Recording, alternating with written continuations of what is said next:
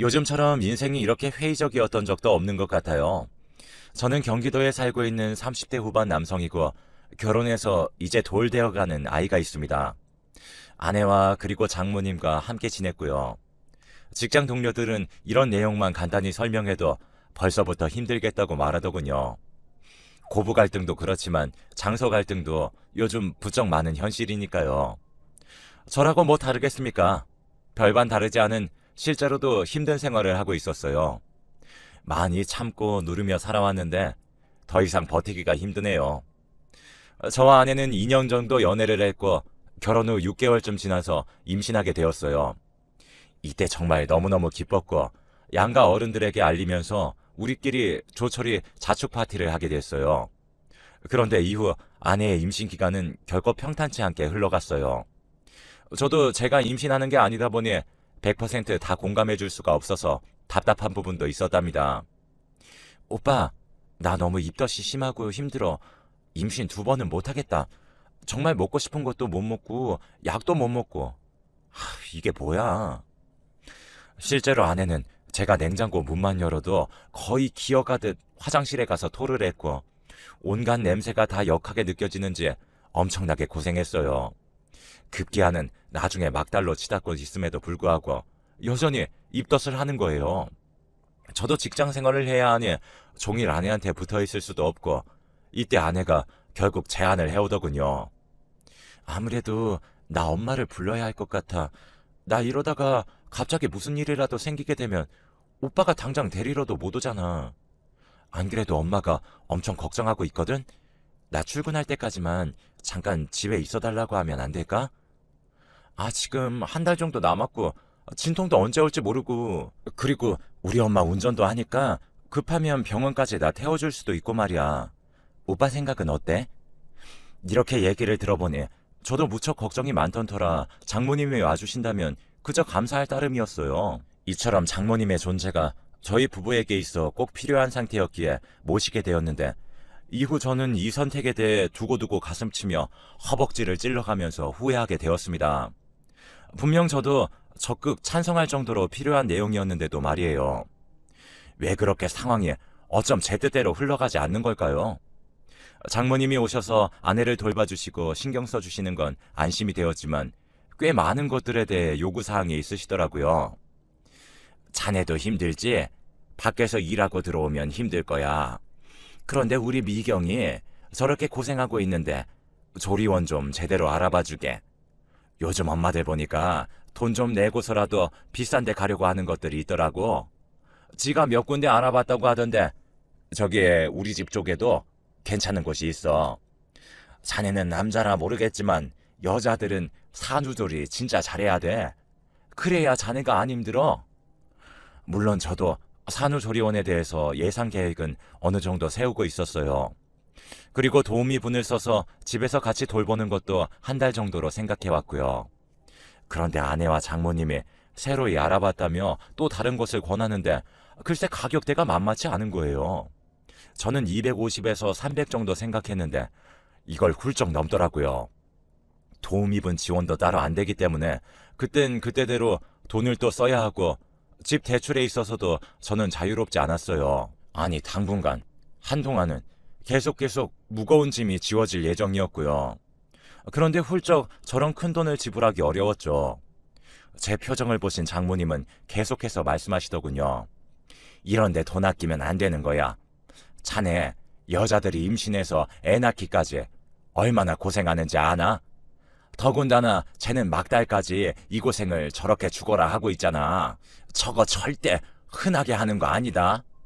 이래서 남자들도 임신해봐야 된다니까. 이때부터 말씀이 좀 거슬리기 시작하더라고요.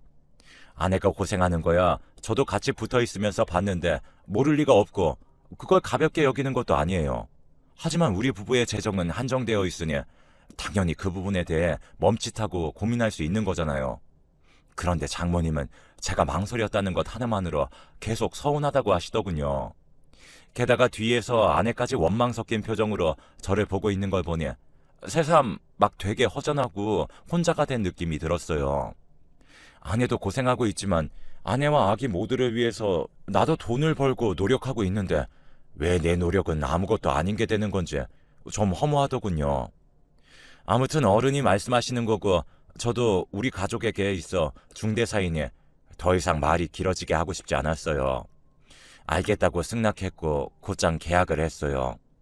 이후에 아내는 자연분만으로 고생스럽게 아기를 낳았고 조리원에 있다가 다시 집으로 돌아왔어요. 아내의 분만 예정일 기준으로 저도 휴가를 몰아서 썼기 때문에 함께 있었고 장모님과 함께 왔다 갔다 하면서 상황을 보았고요. 집으로 돌아왔을 때에는 도우미분도 함께 고용한 상태였기 때문에 그나마 아내도 좀 쉴 수 있었는데요. 그런데 이상하게 제가 생각한 것과는 좀 다르게 상황이 가는 거예요. 도우미분도 있겠다. 거기에도 적지 않은 돈을 들였으니 장모님은 얼마 안 계시다 가실 줄 알았거든요. 그런데 그게 아닌 거예요. 저기 오빠, 엄마 나 때문에 한동안 있어주기로 했어. 내 상태 봐서 몇 달만 더 있다 가신대. 미리 말 안 해서 미안해. 전에 엄마랑 대강 얘기했었거든. 나 회복될 때까지만 엄마가 나 옆에서 케어해준다고 말이야. 오빠가 좀 이해해줘. 이쯤 되니 저도 장모님께서 거주하는 기간이 너무 길어지는 것 같아 솔직히 부담스러웠어요. 예전에 아무렇지 않게 잠옷바람으로 거실에 있었는데 이젠 그럴 수도 없고 화장실을 왔다 갔다 하거나 간식을 먹고 야식을 시켜 먹는 것도 괜스레 눈치가 보이는 거예요. 저의 이런 생활 패턴을 썩 마음에 안 들어 하셨거든요. 자네 그런 것만 먹으면 건강 나빠져. 그러니까 자꾸 살만 찌는 게 아닌가. 애 아빠가 돼가지고 오래오래 자식이랑 같이 살 생각을 해야지. 요즘 젊은 사람들도 암 많이 걸려요. 어? 하여간에 한국인들은 맵고 짜고 기름진 것들을 많이 먹어대고 그러니 암 환자들이 많지. 자네 그런 상황 되면 우리 미경이는 혼자 어떻게 애 키우고 살라고 그러나? 장모님의 말이 저를 걱정하셔서 하는 말이라는 건 알겠는데 딱 들었을 때 기분이 썩 좋지 않은 화법을 쓰셨어요. 다 맞는 말인 건 아는데 어쩐지 늘 개운치 않은 그런 상황이었죠. 그런 와중에 저희 식구들도 아기를 엄청 보고 싶어 하셨어요. 아버지와 어머니 모두 무척 보고 싶어 하셨고 누나도 자기에게 있어 첫 조카이니 무척 그러했고요. 그래서 아내에게 이런 말을 꺼냈는데 그때 돌아온 대답이 조금 당황스러웠어요. 어머님이랑 아버님이랑 형님도 오신다고? 기다려봐.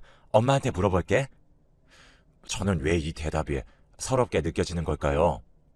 우리 집에 우리 부모님을 모시는 건데 왜 장모님 허락을 받아야 하는 건가요? 막말로 이 당시 도우미분이 거의 아이 케어를 하고 계셨고 장모님은 정말로 아내만 봐주실 뿐이었어요.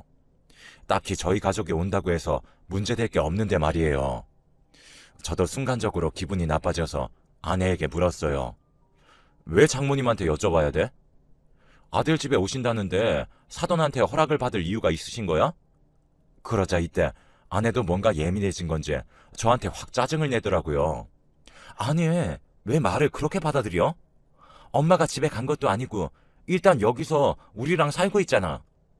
그럼 엄마도 사돈 어른이 왔다 갔다 하는 거 불편할 수도 있으니 어디 가 있으라고 하려던 거야. 어머님 아버님도 아들 집에 왔는데 우리 엄마가 떡하니 지키고 있으면 불편할 거잖아. 편하게 보시게 하려고 그런 건데 오빠는 무슨 말을 그렇게 해? 이렇게 말을 하니 저도 할 말이 없어진 데다가 이때 도우미분이 출근하셨기 때문에 더 이상 말할 수가 없었어요. 그런데 나름 저 역시 장모님과 길어지는 생활에 있어 쌓인 게 있었는지 이런 일정을 장모님으로부터 컨펌받고 싶지는 않더라고요. 저희 가족과 일정을 조율을 했고 아내에게 말을 했어요.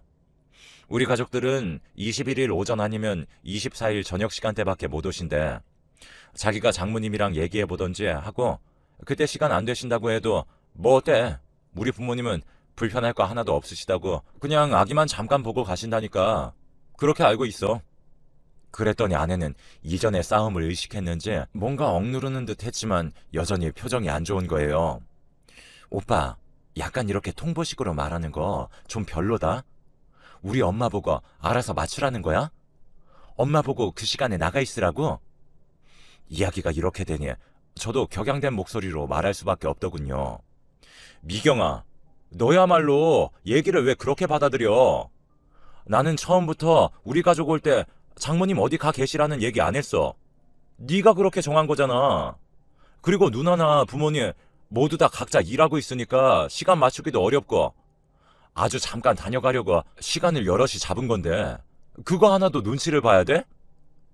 우리 가족들이 무슨 맨날 드나들기를 해, 뭘 해? 아기 임신한 이후에 처음으로 신혼집에 모시는 건데 그거 하나도 맞춰드리기 힘들어? 이때 저는 흥분해서 줄줄줄 말하고 있는데 그 순간 문을 탁 열고 장모님이 나오시더군요. 그러더니 대뜸 저에게 한마디를 하시는데 진짜 뚜껑이 확 열리더라고요. 자네, 내가 들으려고 들은 게 아니라 안에서 들리니까 들은 건데 내가 이 집에 있는 게 불만인가? 아니, 그래. 사돈이 우리 현우 보려고 여기 오시는 거 좋다 이거야. 누가 뭐라 그랬어? 그런데 같이 살고 있는 사람들이랑 약속을 다 맞춰보고 조율을 해서 와야지. 그래야 나도 맞이 않은 체면이 살지 않겠어? 그걸 갖다가 이제 아기 낳고 몸도 힘들어하는 아내한테 그런 식으로 따지는 게 어디 있나? 자네 미경이 고생하는 건 보이지도 않아? 이러면서 또 막달까지 입덧하고 고생한 우리 딸 어쩌고 하면서 그 레퍼토리를 늘어놓으시는데 정말 머리가 어지럽더라고요. 결국 더 뭐라고 하겠어요. 깨갱하고 네네 하는 거죠. 하지만 우리 부모님 일정이 이러하니 맞춰주십사 부탁을 드렸어요. 끝내 못마땅한 장모님과 아내의 얼굴은 아직도 생각할 때마다 분통이 터질 것 같아요. 아무튼 그렇게 해서 가족들이 집에 왔고 아기 선물에 과일에 아내 용돈까지 준비해서 오셨더라고요. 그날 오셔서 정말 한 30분 정도만 있다가 가셨는데도 아내는 여전히 표정이 좋지 않았어요. 아마 저와 다투듯 결정된 일정이라 그런지 자기도 불만이 많았겠지만 저는 그런 태도는 별로거든요. 부부의 일은 부부끼리 일인 거지 그걸 어른들이 오신 자리에서까지 끌고 올 필요가 있나요? 게다가 우리 부모님도 눈치를 보셨어요. 영훈아, 현우 엄마 뭐 기분 안 좋은 일 있냐? 표정이 영 힘들어 보이네. 애기 낳고 많이 힘든가 보다. 그치, 예. 이런 말씀을 하시는데 진짜 화가 머리끝까지 나더라고요. 그래도 저 역시 부모님을 너무 오랜만에 뵙는 자리라서 쓸데없이 말을 하진 않았어요. 그리고 가족들을 집에 태워다 드리고 들어와 보니 장모님과 아내는 누워서 TV나 보고 있고 도우미분이 아기 케어해서 재우고 계시는데 왠지 모를 짜증이 나더라고요.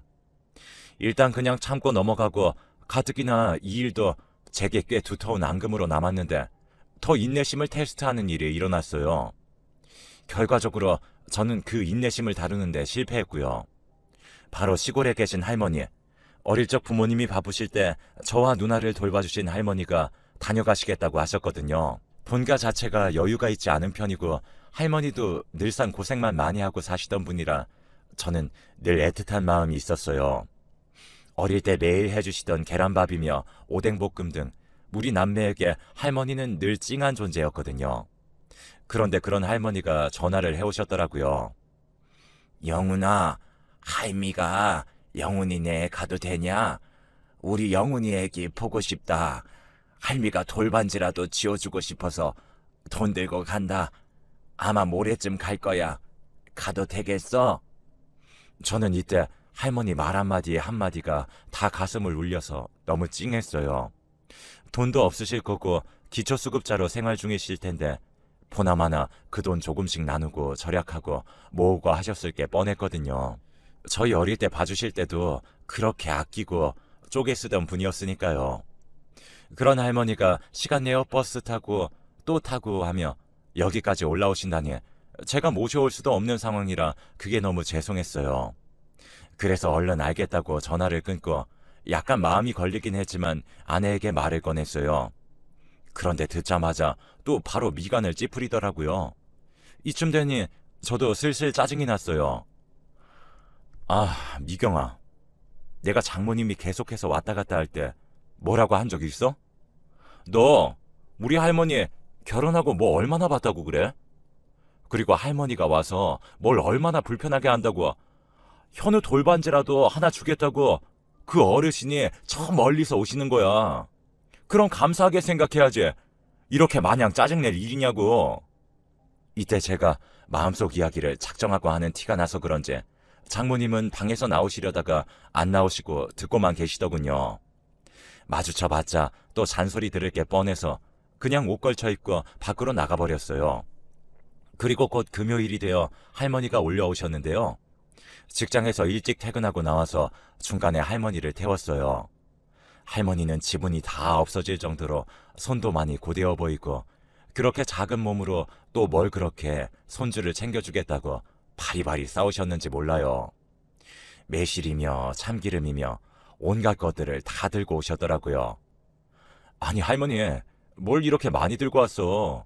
이거 다 우리도 사 먹는 건데. 할머니는 아무렇지 않게 말하시더라고요. 영훈이 너 속 안 좋아서 잘 탈났잖아. 그럴 땐 매실이 직방이야. 이거 따뜻하게 끓여서 먹으면 돼. 간만에 할머니와 같이 움직이다 보니 내가 참 내 본가 가족들을 많이 못 돌봤구나 생각이 들더군요. 정작 아내는 본인 가족들과 툭하면 만남을 갖고 저는 거기에 낯선 사람처럼 어정쩡하게 끼어 있는데 말이에요.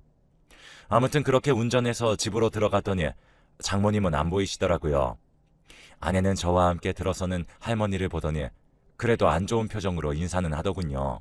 할머니는 손주 며느리가 귀여우셨는지 연신 손을 잡고 놓지 않으셨고요. 그래서 저도 좀 딱딱해진 마음을 풀고 아기를 보여드리려고 하는데 아내가 방에서 아기를 안고 나오는데 여전히 똥 씹은 표정인 거예요. 할머니, 여기 아기 보세요. 이제 막 쳐다보고 있어요. 할머니는 활짝 웃으면서 차마 만져보지는 못하니 눈으로만 보시더라고요. 그러면서 잔뜩 거칠어진 손으로 아내의 손을 잡더니 아기 반지해주라면서 누르스름한 봉투를 주시는 거예요. 예, 아가, 이거 받아. 내가 준비해왔어. 고생이 아주 많았어. 장하네, 그려. 그런데 아무리 시댁 가족들에 대한 마음이 온도가 아무리 다르겠지만요.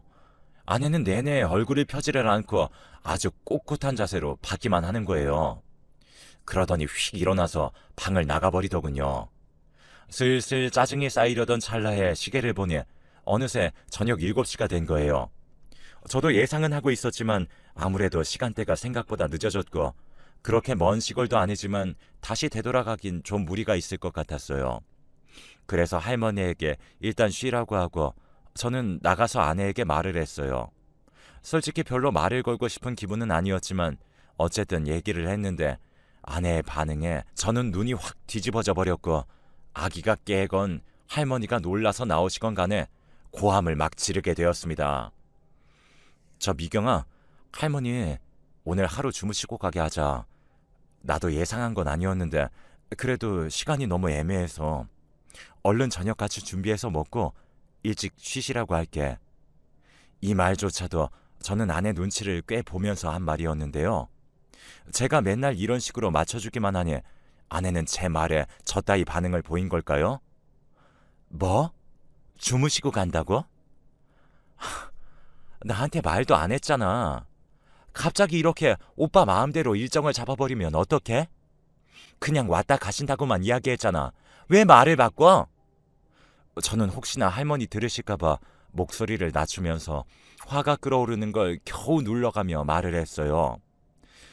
아, 나도 그러려고 했는데 상황이 이렇게 됐어. 그건 미안하게 생각한다고. 그래도 우리 집에 찾아와 주신 어른이고 남도 아니고 내 할머니야. 내가 이렇게 부탁한다고. 어? 오늘 하루 주무시게 하고 내일 모셔다 드릴게. 아니 그랬더니 아내는 아주 날카롭게 소리를 빽빽 질러가며 할머니가 있건 말건 상관을 안 하더군요. 아 몰라. 오빠는 왜 맨날 멋대로야? 가뜩이나 할머니는 좀... 아니 오빠는 나 입던 막달까지 했던 거 알잖아. 내가 얼마나 냄새에 예민한지 잘 알면서 짜증나. 할머니는 어디서 주무시게 할 건데? 저 작은 방 거기 아기도 가끔 들어가서 노는 곳인데 할머니들 냄새 배이면 어쩌려고. 아까도 할머니들 특유의 냄새가 막 코를 찌르는데 솔직히 오빠도 그거 느꼈잖아. 아냐? 안 그래도 힘든데 왜, 왜 이렇게 일을 만들어, 자꾸? 이렇게 되니 저는 입이 딱 벌어져서 아내의 입만 쳐다보게 되었어요. 아내가 정말 눈치가 지독하게 없고 사리 판단이 안 되는 건지 그 와중에도 지 할 말만 하더군요. 아, 지금 안 늦었잖아. 지금 밖에 그렇게 어둡지도 않고, 그리고 내일 토요일이고 오빠 회사도 안 가잖아. 얼른 차로 모셔다 드리면 되는 거 아니야? 왜 방법이 있는데 굳이 나를 이렇게 괴롭히는 거야? 애기 방에 냄새도 배일 거고 밥도 또 어떻게 하고, 내일은 도우미도 안 오는데. 오빠, 진짜 2번 말하게 하지 말고 빨리 모셔다 드리고 와. 얼른! 이때 저는 순간적으로 너무 화가 나서 안경 벗고 다시 아내를 노려봤어요. 온몸이 다 떨리면서 정말 얘는 나를 남편도 그 무엇도, 심지어 자기가 신고 있는 슬리퍼조차로도 취급을 안 하는구나 싶었어요. 그러면서 머릿속으로 빠르게 스쳐가는 장면들, 우리 부모님과 누나가 아내 눈치 보며 허겁지겁 쫓기듯 30분 만에 일어나던 모습이며, 문틈 사이로 눈치를 보고 계시는 할머니의 모습 등 정말 많은 것들이 저를 혼란스럽고 역겹게 하더군요. 이윽고 저는 입을 열었습니다. 미경아, 나가라. 좋은 말 할 때 지금 나가, 얼른. 아내는 눈이 휘둥그레지면서 믿을 수 없다는 듯이 저를 보더군요. 뭐? 오빠, 지금 나한테 뭐라고 했어? 나보고 나가라고 한 거야, 지금? 오빠 미쳤어? 저는 손짓을 대충 하면서 쫓아보내는 말을 했어요. 나가. 당장 나가. 장모님한테 가. 네 엄마한테 가. 집에 가. 나더러 지금 여기서 나가라고? 반복해서 저는 계속 똑같은 말만 했어요. 아내는 기가 막히다는 태도로 저한테 바득바득 따졌지만 기계적으로 저는 나가라고만 했고, 이내 아내의 목소리는 공기를 찐듯 더욱 날카로워지고 아주 핏대를 올리더라고요. 내가 왜 나가야 되는데? 어떻게 집에서 애 키우고 고생만 하는 나한테 이런 말을 할 수가 있어? 나보고 나가라고? 오빠 진짜 돌아버린 거 아니야? 그런 아내를 뒤로하고 방 쪽을 보니 잠들어 있는 아기 옆으로 불편하게 앉아 계신 할머니와 눈이 마주쳤어요.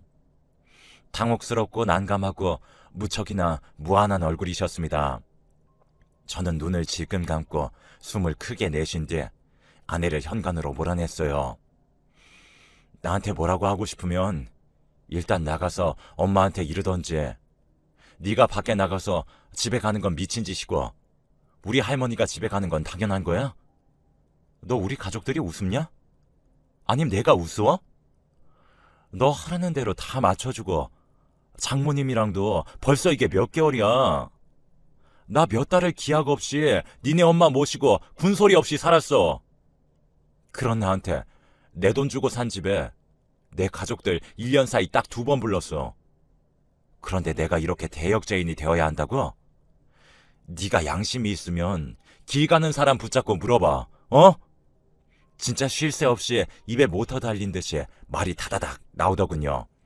아내도 제가 안경까지 벗어던지며 화내는 모습을 본 적은 없으니 갈수록 입을 다물고 저를 노려보더니 이내 딴 곳을 쳐다보며 외면하더군요. 야, 다 싫으면 이혼해. 나도 싫어. 내 집에서 내가 내 자식 한번 퇴근해서 안아보는 것도 눈치 보이고, 이 집에서 뭐 라면이라도 끓여 먹고 옷 갈아입고 어디 나가는 것도 눈치 보이고, 나도 진짜 많이 참았다.